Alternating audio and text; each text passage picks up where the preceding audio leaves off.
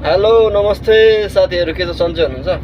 यदि तपाईँलाई यो ड्राइभिङ पेसाबारे कुनै पनि केही कुराहरू सोधपुछ गर्नु छ, केही जानकारी लिनु छ, केही बुझ्नु छ भने आरामले बुझ्न सक्नुहुन्छ है मसँग। म चाहिँ तपाईँहरूलाई को हरेक आन्सरको जवाब दिने कोसिस गर्छु हैन।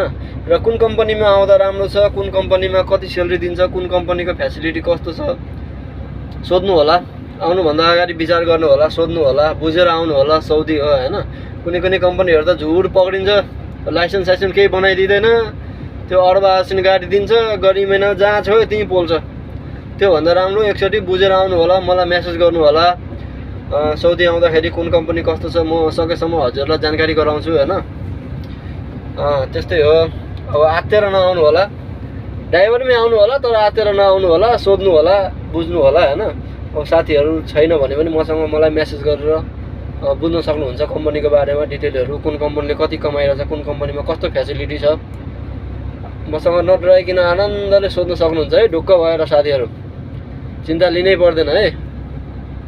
अब मेरो त यस्तै छ, यी बसी बसाइ काम, तपाईँहरूको एन्सर दिने काम गर्ने सोच बनाएको छु मैले हैन।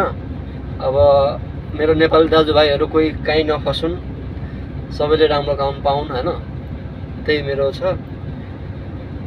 यस्तै छ साथीहरू, काममा बसेछ, ड्युटीमा बसेछ, काम गरिरहेकै छ हैन।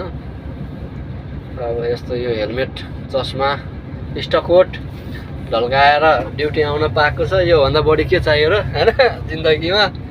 अब सेलरी पनि पाएकै छ, राम्रै छ, जे होस् नराम्रो केही पनि छैन, राम्रै छ।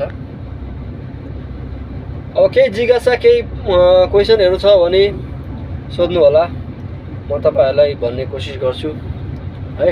हस् त, जय नेपाल।